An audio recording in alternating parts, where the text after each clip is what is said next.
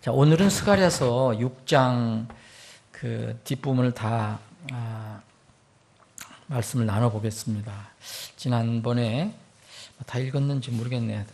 다시 한번 다 정리는 못했어요. 그죠? 성경에서 제가 13절부터 다시 한번 읽어보겠습니다. 이게 이제 9절부터 이렇게 여러분들이 그 연결이 된 겁니다. 곧 그가 주의 성전을 건축하고 그는 여기 12절에 나와 있는 가지, 우리 구세주 예수님을 지금 말하면 예수님이죠. 곧 그가 주의 성전을 건축하고 영광도 얻으며 자기 왕좌에 앉아 다스릴 것이요 또 그가 자기 왕좌에 앉아 제사장이 되리니 그 둘 사이에 화평의 논의가 있으리라 하고 그 관들은, 그 관이라는 것은 면류관을 얘기합니다. 왕관들은 헬렘과 도비야와 여다야와 스바냐의 아들 헨에게 주어 주의 성전에서 기념으로 삼으라 하시니라. 먼데 있는 자들이 와서 주의 성전 안에서 건축하리니 만군의 주께서 나를 너희에게 보내신 줄을 너희가 알리라. 너희가 만일 주 너희 하나님의 음성에 부지런히 순종할진대라고 했는데 순종하면이에요. 하여튼 순종하면 일이 이루어지리라. 자, 여기 우선 13절부터 보시면 여기 주의 성전을 건축하고 영광도 얻으시고 다스리신다라는 말을 대언을 했습니다.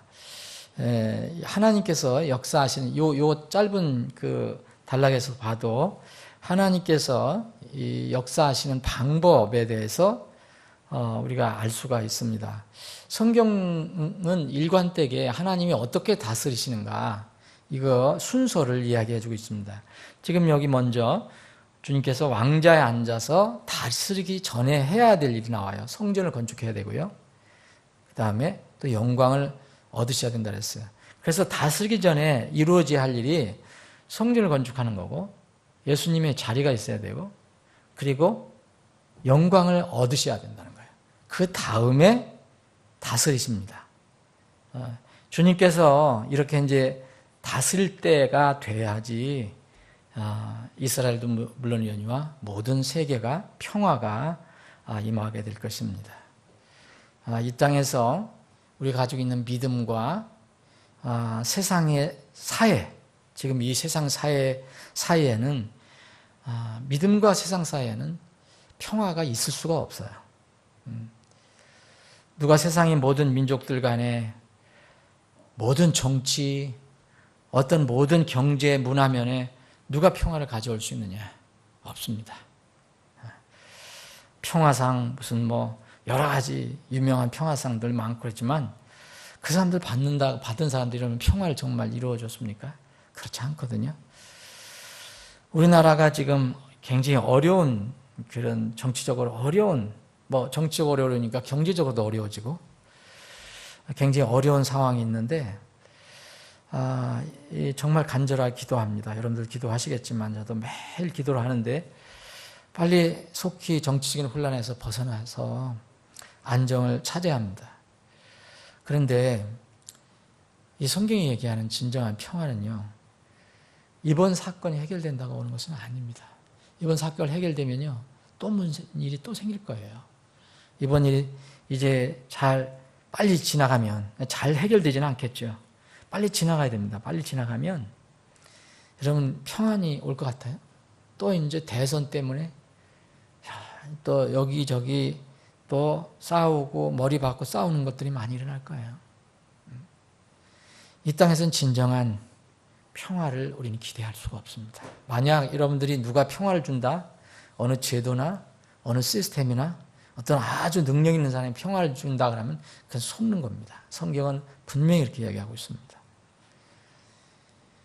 주님께서 세상으로 오실 때, 다시 오실 때 어떻게 오십니까? 왕으로 오실 때, 왕으로 다스릴 때까지, 오셔서 다스릴 때까지는 이 땅에 참된 평화는 없습니다. 하나님의 왕국이 이 땅에 세워지기 전에는, 그러면 하나님의 왕국이 세워져야 평화가 오는데 그 전에 꼭 해야 될 일이 있어요. 이건 평화하고는 상관이 없어요. 어떤 면은 반대죠. 심판이 있고 정화 과정이 있어요. 항상 그렇습니다. 이것이 하나님이 하시는 어떤 역사하시는 일관된 방법이에요. 순서라면 순서예요. 주님의 심판이 있고 그 다음에 영광스러운 하나님의 왕국이 임하십니다. 제가 시간 관계상 이렇게 다 보지는 않겠지만 이사야서 3장 끝부분에 보면 하나님 심판하셔요. 그 다음에 평화가 와요. 가지가 다스리는 게 나와요. 가지 예수님이. 또 이사야서 10장 23절 24절도 심판이 있습니다. 그리고 불행함, 황폐함 같은 것이 있어요. 그 다음에 이제 11장에 보면 바로 이어서 보면 또 가지가 다스리는 게 있어요. 항상 그래요. 여러분 마지막에 계시록을 보세요. 20장에 보면 이 진정한 평화가 이 땅에 이제 임하잖아요. 그런데 그 평화 뭐가 반드시 그 평화 전에 와야 되느냐면 19장을 우리는 지나칠 수가 없어요. 20장에는 그 온 세계를 이렇게 어지럽히는 마귀를 사단을 이렇게 잡아서 무저갱에 집어넣는 이런 일이 납니다. 그 전에 19장은 뭡니까? 예수님이 오셔서 철장으로 모든 것을 다스려요. 모든 악들을 처리하시고, 정말 죽는 사람도 많겠죠. 이 땅의 짐승과 왕들과 여러 군대들이 모여서 예수님을 대적해서 전쟁을 일으키지만 결국은 예수님 다 제압합니다. 굉장히 혼란하고 또 어지럽고 또 무섭고 한 그 일이 일어납니다. 이것이 심판과 정화 과정입니다. 하나님께서 항상 우리에게 복을 주실 때 평화를 가져오실 때는 이 앞에 이런 것들이 꼭 있어야 한다. 이것이 하나님의 방법입니다. 여기도 오늘 말씀하신 것이 그거예요. 주님께서 와서 다스리려면 성전이 먼저 건축돼야 돼요. 지금 혼란한 가운데 성전이 건축되고 또 하나님이 영광을 받으셔야 주님이 영광을 받으셔야 그 다음에 이제 다스리기 시작하십니다. 여러분 이런 역사적인 원리는 개인에게도 똑같이 적용됩니다. 이것은 구원을 받을 때도 그렇고 구원 받은 후에도 그래요. 여러분 구원을 받을 때 자기가 자기 자신에 대해서 굉장히 혼란함과 어떤 면을 보면 처절함과 자기의 죄 때문에 내가 이런 사람이라는 것을 깨닫지 못하면 절대 평화가 안 옵니다. 자기에게 의지가 있고 자기에게 소망을 가지고 있고 그래도 나는 뭔가 괜찮다고 하는 사람은 절대 복음 받을 수가 없어요. 그거 복음 받았다는 것은 거짓입니다. 그것은 그냥 종교입니다. 그냥 교회를 다니기 위한 거예요. 그거는 그냥 복을 위한 거. 알지도 못하는 어떤 복을 위한 겁니다. 구원받을 때는 반드시 이런 과정이 필요합니다. 그래야 자기가 어떻게 할 수 없는 비참한 죄인이라는 것을 알아야 이제 구원을 받게 됩니다. 주님과의 관계도 회복이 됩니다. 구원받은 후에도 마찬가지예요. 어떤 사안에 문제가 있을 때 여러분 그 문제는 절대로 그냥 넘어가지 않아요. 이런 하나님과의 관계에서는 다윗이 그 가장 평화로울 때 죄를 짓잖아요. 여러분 바세바의 아내에 대한 욕심이 생겨서 결국 간음죄를 저지르고 또 거짓말도 하고 또 살인죄를 저질러요. 그런데 다윗 왕은 선견자 나단이 와서 그 죄에 대해서 준엄하게 지적을 했을 때 그것을 깨닫고 겸손히 무릎 꿇고 회개했을 때 다시 하나님과의 관계가 회복되는 것을 볼 수 있습니다. 어떤 경우도 똑같아요. 그렇지 않은 데가 하나도 없어요. 성경은. 구원받을 때도 그렇고 우리가 이 땅에 살 때도 그래요. 만약 이런 상황에서 만약 다윗이 이런 상황에서 끝내 하나님과의 정화 과정, 회복 과정을 거부했다면 그래서 생명은 얻었는지도 모르지만 그 왕으로서 절대 복은 받을 수가 없어요. 그 일을 자백하고 난 뒤에도 자기 바세바의 사이에 아이가 죽게 되고 여러 가지 어려움을 당하게 되는데, 예? 그러나 하나님과 관계는 회복됐지만 그 열매는 거둬야 되기 때문에. 근데 만약 하나님과의 과정, 정화 과정을 끝내 거부한다면 그 모든 것들을 다 그대로 저희가 받아야 합니다. 여러분, 우리가 세상을 살아갈 때 우리 믿는 사람들에게도 아주 중요한 원리인데, 우리가 하나님을 믿을 때 왜 우리는 하나님을 믿는데 왜 이럴까? 왜 믿지 않는 사람들은 저렇게 잘 되는데 승승장구하는데 왜 우리는 이럴까? 그래서 생각할 때가 있습니다. 그런데 이걸 아셔야 돼요. 만약 어떤 사람이 회개하지도 않고 하나님 명령을 따르지 않는데도 세상에서 아무 일도 없고 또 물질도 많이 없고 건강도 온다면 그건 하나님 아버지로부터 복으로 오는 것이 아니라는 걸 아셔야 돼요. 우리가 생각하는 물질의 복은 하나님을 믿는 사람들만 받는 것이 아닙니다. 여러분, 이 태양과 공기와 비와 자연을 주시는데 모든 사람에게 똑같이 골고루 주신다고 그랬어요. 사람이기 때문에. 만약 이런 걸 진짜 하나님께서 내가 물질을 많이 얻고 건강하고 내가 세상에서 성공하고 이것은 하나님의 축복이다 라고 반드시 생각한다면 여러분, 이교도나 다른 종교인들을 더 많은 축복을 하나님께 받는 겁니다. 세상 삶에서 어떤 일이 순조롭게 되고 물질을 얻는 것이 반드시 하나님께 주시는 복은 아니라는 겁니다. 하나님께 모든 사람에게 기본적으로 주시는 은혜는 있지만, 여러분 잘 생각해 보시면 불신자를 비롯한 하나님 대적하는 사람들까지도 이 세상에서 많은 물질, 명예 갖고 살아갑니다. 여러분 무슨 청문회하고 무슨 할 때 보면 그런 사람들 보통 재산 보세요. 얘기하면 1, 2천입니까? 그것도 억 단위도 그냥 작은 단위야 아니에요. 몇십억, 몇백억이잖아요. 그런 사람들 다 불의 저지르고 이상한 행동하는 사람들. 그게 다 하나님의 복이라고 생각하면 곤란하다는 거죠. 여러분, 아무리 물질이 풍부하고 세상에서 명성을 가지고 있어도 하나님의 말씀에 어긋나는 것은 그 삶은 결코 행복한 삶이 아니에요. 여러분, 우리가 그리스도인이 됐습니다. 하나님의 은혜로 그리스도인이 됐어요. 만약 우리가 그리스도인이라면 많은 물질로 육신을 즐기다가 배부르게 죽은 나발, 여러분 아시죠? 이 나발 같은 사람보다 차라리 신약의 어리석은 부자, 농부보다는 차라리 하나님 말씀을 두려워하다가 살다간 이름 모를 그런 사람들이 훨씬 복 있는 사람들입니다. 지금은 복이 없는 것 같지만 영원한 관점에서는 분명히 훨씬 더 복 있는 사람입니다. 우리가 진리를 아는 사람이라면 넘치는 재물, 명예 이런 걸 평생 연락을 즐기다가 지옥에 떨어진 어떤 부자보다는 비록 가난하고 병들고 고통을 받았지만 믿음을 끝까지 지켜서 아브라함 품에 들어간 나사로가 되기를 더 소망할 것입니다.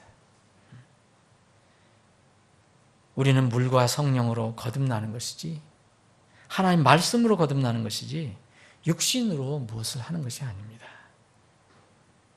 그래서 이 시편 기자는 자기가 하나님의 자녀가 된 후에도 자꾸 어려움이 생길 때 이때 하나님의 말씀이 나를 살렸다고 고백을 합니다. 시편 119편 50절에 보면 나의 고난 중에 이것이 내 위로가 되었사오니 주의 말씀이 나를 살리셨나이다. 다른 것이 살리는 게 아무것도 없습니다. 고난 중에 혹시 다른 사람이 그걸 도와줄 수 있습니다. 물질이 부족하면 물질을 도와줄 수 있습니까? 명예가 실추됐으면 명예가 또 복구될 수도 있습니다. 그런데 그게 그 사람을 살리는 게 아닙니다. 하나님 말씀이 살려야 합니다. 여기 13절에 보면 또 뒷부분에 조금 우리가 이해하기가 어려울 수도 있는데 그 둘 사이에 화평의 논의가 있으리라. 그런 말씀이 있습니다. 주의 성전을 거치고, 여기 그가라는 것은 가지를 얘기하죠. 지금 우리가 쉽게 얘기하면은 이건 예수님이고요. 주할 때의 굵은 글씨는 여호와 하나님, 그래서 하나님의 성전.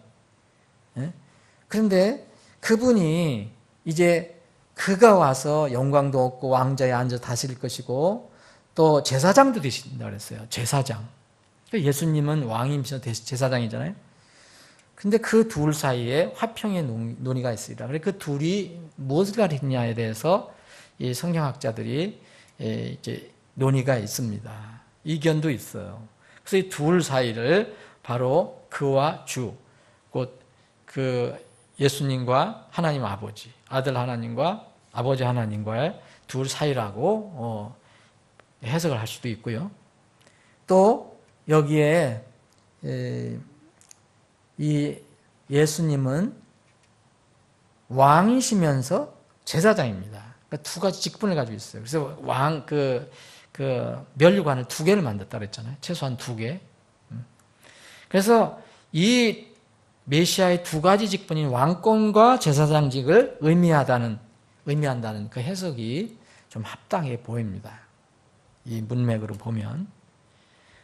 이사야서 9장 6절에 보면 이런 말씀이 있어요. 예수님에 대한 대언인데, 이는 한 아이가 우리에게서 태어났고 하나를 우리에게 주셨는데 그의 어깨에는 정권이 놓이고, 권력을 얘기합니다. 왕권이죠. 그리고 그의 이름은 놀라우시니 계획자, 강하신 하나님, 영존한 아버지, 평화의 통치자라 할 것이기 때문이다. 이 영존한 아버지라까지 불렸어요. 예수님이 하나님 아버지와 하나이라는 것이죠. 그래서 이 예수님이 가지고 계신 두 가지 큰 어떤 직분, 그 왕권과 제사장 직분, 이 두 가지가 논의가 돼야 된다는 거예요. 이게 화평의 논의가 있을 것이다.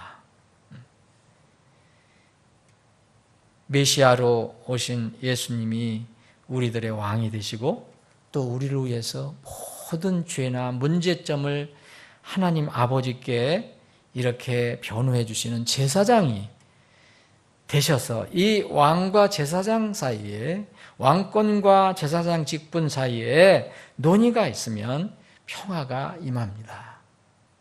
왕만 가지고도 어렵잖아요. 왕은 다스리는 것이고 제사장은 다스림은 없지만 이제 죄 문제나 불의 문제를 변호하는 역할을 합니다. 바로 예수님만 이 땅에 평화를 가져올 수 있다고 이야기할 수가 있습니다. 그래서 13절에 보면 이 내용을 정리해 보면 다시 오실 주님께서 재림하셔서 하실 일을 주의 성전을 건축합니다. 에스겔서에 보면 성전이 건축이 됩니다. 영광을 얻으십니다. 예수님 가실 때 정말 돌아가실 때 비참하게 돌아가셨지만, 그리고 사실 부활해서 올라가셨지만 영광을 얻으셨지만 모든 세상 사람들에게 다 영광을 얻으신 건 아니었어요. 영광을 얻으시게 되고요. 또 모든 사람들이 보는 가운데 왕좌에서 다스리실 것이고요. 또 여전히 제사장이 되실 겁니다. 왕 겸 제사장이 되고 또 왕과 대제사장의 직을 그때 하나로 묶으실 것입니다. 이렇게 12절, 13절에서 가장 중요한 단어는 이 가지는 바로 구약에서 예언한 그 메시아, 다시 오실 왕을 가장 포괄적으로 완전하게 묘사한 구절로 여겨지고 있습니다. 이것이 바로 메시아의 절정의 모습입니다. 이러한 메시아의 절정의 모습은 전 지구적인 주님의 심판, 아까 말씀드린 대로 심판과 정화 작업이 있는 뒤에 통치가 됩니다. 그래서 우리는 이 6장에서 1절부터 8장까지 바로 온 세상을 이렇게 정화하는, 심판하는 그런 내용을 살펴봤습니다. 그 뒤에 천년 왕국의 주님의 통치가 시작이 될 것입니다. 여기에 그 12절에 보면 이름이 가진 이 사람을 보라. 이 자는 빠졌는데 사실 이 사람을 보라 합니다. 이게 어디서 왔느냐 하면, 이것이 인용이 됐느냐 하면, 여러분 요한복음 19장에 보면 총독 빌라도가 예수님을 신문하는데 범상한 분이 아니거든요. 그래서 그 총독 빌라도가 이 사람을 보라라고 얘기합니다. 자기가 뭘 느껴서 그랬는지 모르지만 뭔가는 이 사람을 보라고 얘기합니다. Behold the man. 바로 그 사람을 보라. 이 사람을 보라. 이 어구는 이 스가랴에서 쓰여졌는데 수백 년이 지난 뒤에도 그 동일한 메시아, 그 가시관을 쓰신 예수님을 향해서 세상 사람들이 애친 말이고 특별히 로마 총독 빌라도가 외쳤습니다. 이 사람을 보고 로마의 백부장이 그 십자가 밑에서 구원을 받습니다. 그 사람을, 그분을 바라봤을 때 지금 정치적으로 어렵고 여러 가지 어렵지만 이 예수님만 바라보면 사실 하나님만 인정하고 하나님만 두려워하는 마음만 가지면 사실 해결이 될 건데 그렇게 세상은 하지 않기 때문에 또 할 수 있는 능력도 없고 그래서 영혼이 여전히 참 어둠 가운데 있습니다. 우리는 아무리 세상의 그 소리들이 요란하더라도 우리는 끝까지 예수 그리스도를 바라봐야 합니다. 그래야만 우리가 받은 구원을 세상에 드러낼 수 있어요. 왜 예수님께서 낮은 곳으로 임하셨는가? 그분을 바라봐야만 내가 낮아질 수 있고 또 이 땅에서 후회 없는 삶을 살 수 있을 겁니다. 우리가 지금 이 험한 세상에서 주님을 바라보고 사는가? 이게 참 중요한 점입니다. 여기 14절, 15절로 이 말씀이 마무리가 되는데 여기 헬렘과 도비야, 여다, 스바냐의 아들 헨, 이 이름이 10절과 11절에 있는 이름이 다시 반복이 되는데 여러분들이 아시겠지만 이름이 좀 바뀌어요. 헬데는 헬렘이라 하고 스바냐의 아들 요시아는 그 스바냐의 아들은 똑같은데 헨이라고 바뀌었습니다. 이건 왜 이렇게 했는지 저도 모르겠어요. 그런데 많은 성경학자들이 연구해 보니까 이건 이명 동일이에요. 한 사람인데 두 가지 이름을 쓴 거예요. 이거는 그런데 성경을 살펴보면 그 어려운 일이 아니에요. 우리나라에도 그런 호를 쓰는 사람들도 많고 뭐 다른 별명을 쓰는 사람도 많지만 특히 영어라든지 뭐 외국에는 이게 많아요. 그 이스라엘 사람들도 참 많습니다. 영어도 많아. 영어도 그래요. 윌리엄이라는 지금 빌이라고 해요. 나는 빌이 처음에 윌리엄하고 틀린 줄 알았어요. 윌리엄이나 빌이나 똑같은 말이에요. 이름을 부를 때. 성경에도 많이 나와요. 아하스라는데 여호아스라고도 불리기도 합니다. 시몬 베드로로 불립니다. 또 게바라도 불려요. 사울은 바울이 돼요. 그리고 여기 마띠아의 대칭되는 사람이 나오잖아요. 이게 그 유다 대신에 12사도를 이제 뽑아야 되잖아요. 한 사람을 보충해야 되는데 그때 마띠아가 돼요. 마띠아가 되는데 마띠아하고 두 사람을 추천하는데 그 추천받은 한 사람 이름이 뭐니까 요셉인데 요셉은 이름이 바사바예요. 그리고 또 유스도라고도 해요. 여러분 사도행전 1장 23절 보시면 그 요셉의 이름이 같은 절에 세 개가 나와요. 바사바, 유스도, 요셉. 이름도 비슷하지도 않아요. 완전히 달라요. 근데 같은 사람이라고 얘기합니다. 도마, 모임에 잘 참석하지 않았던 도마, 이름이 뭐예요? 디두모입니다. 그러니까 이거는 성경에서 그렇게 어려운 문제가 아니에요. 근데 이것은 분명히 같은 동일인이 틀림없어요.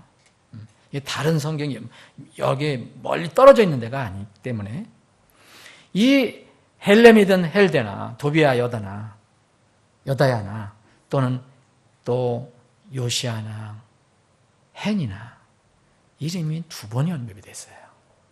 두 번. 이 짧은 그 말씀 안에 이 사람들은 예수님을 상징하는 예표하는 대제사장 여호수아가 쓸 왕관들을 만든 데 관련이 된 사람들입니다. 그래서 이 사람들의 이름이 두 번이나 언급이 됐는데 이 14절은 쓰여진 왕관을 다시 어떻게 합니까? 계속 여호수아에게 그냥 씌워서 내주는 게 아니라 다시 그 왕관을 어디로 갖다 놓느냐면 성전으로 갖다 놔요. 성전. 그래서 성전에서 기념으로 삼으라고 되어 있어요. 여러분, 이 성전에서 기념으로 삼는다는 것은 계속해서 영원한 기념으로 있어야 된다는 거죠. 그분은 우리의 영원한 왕이요, 또 제사장이라는 것을 늘 영원히 기억해야 합니다.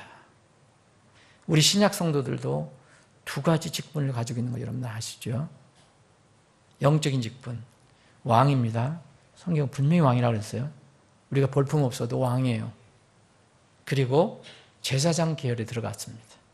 제사장 계열에 들어갔어요. 분명히 우리는 작은 왕들이고 작은 제사장이에요. 대제사장은 예수님이고 왕 중에 왕은 예수님이고, 근데 우리도 그래도 왕과 제사장으로 불립니다. 요한계시록 1장 6절에 보면 하나님과 자신의 아버지를 위해 우리를 왕과 제사장으로 삼으신 분께 즉 그분께 영광과 통치가 영원무토록 있기를 원하노라. 우리를 뭐라 삼았다 그랬습니까? 왕과 제사장으로 삼으셨다고 그랬어요. 분명히 우리는 왕과 제사장입니다. 이 왕을 위해서 일한 사람들이 이게 헬렘 혹은 헬데, 도비야, 여다야, 요시야 혹은 헨입니다. 이 사람들은, 이스라엘 사람들은 잘 알았을 거예요. 이름을 알려줬기 때문에. 우리는 잘 몰라, 이 사람들이 어떤 사람인지. 그런데 성경에 기록이 됐습니다. 여러분들 서로 몰라도, 우리가 다른 사람에게 안 알려줬어도 우리가 하늘의 생명책에 이름이 기록되었다는 겁니다.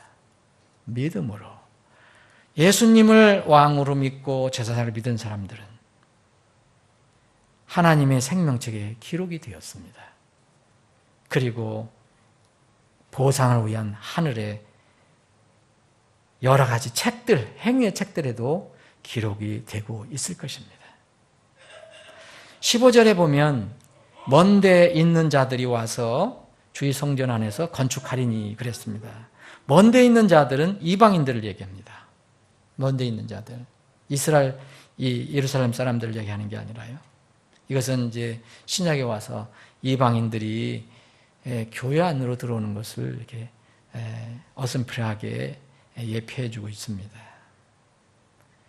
너희가 만일 주 너희 하나님의 음성에 부지런히 순종하면, 그랬어요. 순종하면 이 일이 이루어질 것이다.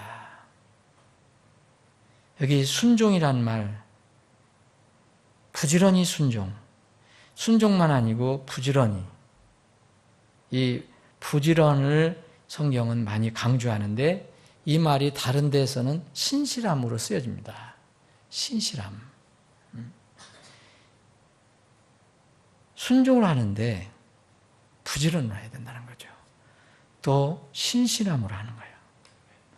이건 신실함은 뭘과 연결되느냐면 일관되고 꾸준한 그 모습을 얘기합니다. 부지런한 사람은요, 신실하지 않고서는 불가능합니다. 절대 신실하지 않은 사람이 부지런할 수가 없어요. 조금 하다 말기 때문에. 항상 부지런한 사람은 신실을 전제 조건으로 삼아야 합니다. 주님은 이 성경 읽어보면 신실한 사람을 그렇게 귀하게 여기시더라고요. 신약에 가면 더 그러합니다. 마지막 심판을 하실 때 사람들 두 종류의 사람으로 분류하실 때 예수님께서 말씀하신 게 있어요.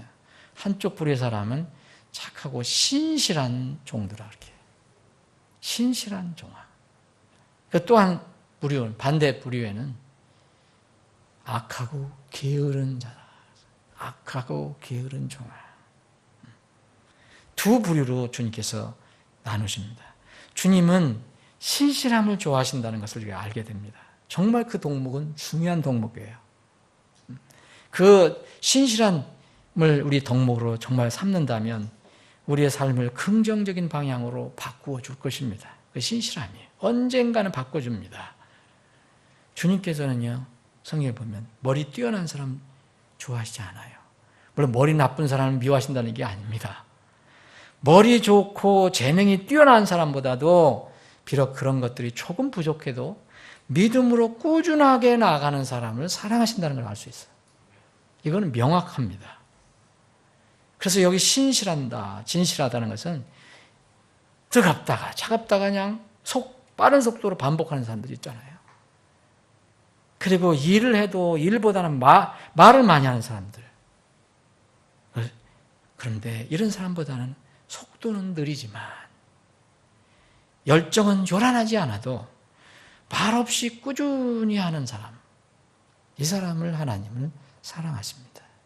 이것이 사역자의 일반 성도들의 덕목도 되지만 사역자에게는 아주 필수적인 덕목이에요. 여러분, 요란하고 머리가 좋은 건 나쁜 건 아니지만 능력 있고 그런데 신실하지 못하면 그것이 나중에는 잘못하면 해가 될 수가 있어요. 자기 스스로를 찌르고 남을 찌를 수 있어요. 그래서 예수님은 이 신약에서도 강조하셨던 것처럼 여기서 주 너의 하나님의 음성에 부지런히 순종할진대 이 일이 이루어지리라고 말씀했습니다. 이제 오늘로써 이 6장을 정리를 합니다. 이제 7장 이제 또 공부를 하는데 어떤 성경학자는 이 스가랴서 6장을 이렇게 간단히 얘기했어요. 이건 여러분 늘 들으신 얘기입니다. 우리가 이 세상의 역사를 보려면 이스라엘 역사를 눈여겨봐야 된다. 그렇게 얘기를 해요. 그래서 세상의 역사는 하나님의 백성들의 운명과 하나님의 왕자로부터 나오는 하나님의 대리자들, 곧 세상 역사를 컨트롤하는 하나님의 대리자들에 의해 정리되고 정돈되고 배열된다. 이거 이렇게 어려운 얘기를 했는데 그 무슨 얘기냐면 세상의 역사는요 분명히 한 민족 중심으로 이루어져 가고 있습니다. 중심으로. 그게 그래서 우리는 이제 이렇게 신학에서 얘기할 때 해시계라고도 얘기해요. 해시계, 중심이 해시계가 있어요. 그게 그림자가 이렇게 오잖아요. 해가 돌 때마다. 돌거든요, 이게. 그래서 이스라엘이 해시계라고 얘기합니다. 스가랴서는 이스라엘 민족을 중심으로 하고 있어요. 여기서 이제 모든 민족에게도 해당되는 거지만 이스라엘이 앞으로 어떻게 될 것인가 이것을 우리는 역사의 다이얼로 살펴볼 필요가 있습니다. 아버지 하나님, 저희들에게 오늘도 믿음을 주셔서 3일 저녁에 나와 하나님을 찬양하고 또 기도하며 또 주님께서 우리에게 명령하신 것처럼 항상 쉬지 말고 기도하기 위해서 오늘 하나님 집에 나오게 하심을 감사합니다. 이렇게 하는 것도 분명히 믿음이 필요합니다. 우리에게 그런 믿음을 주심을 감사합니다. 주님, 비록 적은 무리지만 하나님의 양무리들이 적은 양무리들이 모여서 전지전능하시고 이 우주 만물을 다스리시고 대한민국의 역사를 주장하시는 하나님 아버지 앞에 머리 숙여 기도합니다. 저희들의 기도를 들어주시기를 원합니다. 하루빨리 이 나라가 정치적으로 안정되게 하시고 그래서 먹고 사는 경제적인 문제도 안정을 갖게 해주시기를 원합니다. 이 땅의 영원한 평화는 주님이 오셔야 가능하지만 그 전에라도 우리 구원받은 백성들이 주님께서 주신 명령을 평화스럽게 순조롭게 수행하기 위해서는 이 땅에 안정이 필요합니다. 우리나라에 안정을 주시고 또 우리 교회의 모든 것을 이끌어주시고 주장하시는 주님께서 우리 교회의 형편대로 필요한 것을 이끌어 주시길 원합니다. 특별히 금년 마지막 달 다음 주 12월 18일과 25일은 우리가 구도자들 믿지 않는 사람들, 또 낙심한 사람들을 초청해서 하나님 말씀을 나누고 또 말씀으로 멜로디를 만든 하나님을 향한 찬양을 나누려고 합니다. 주님께서 권능의 손을 이 두 모임 위에 얹어주셔서 구원받아야 할 사람이 있다면 구원받게 하시고 변화받아야 할 영혼이 있다면 변화받게 해주시기를 간절히 소원합니다. 참으로 복된 그런 모임이 될 수 있도록 도와주시옵소서. 또 이 모임을 위해 수고하는 모든 손길들 기억해 주시고 특별히 이번에 찬양을 많이 하게 될 찬양대 한 사람 한 사람에게 필요한 능력과 은혜와 지혜를 더해 주시고 또 성대를 보호해 주시고 마음에서 우러나오는 그 아름다운 멜로디를 주님께 드릴 수 있는 그러한 믿음도 더 크게 해 주시옵소서. 우리의 기도를 들어줄 줄 믿고 감사드리며 거룩하신 예수님의 이름으로 기도합니다. 아멘.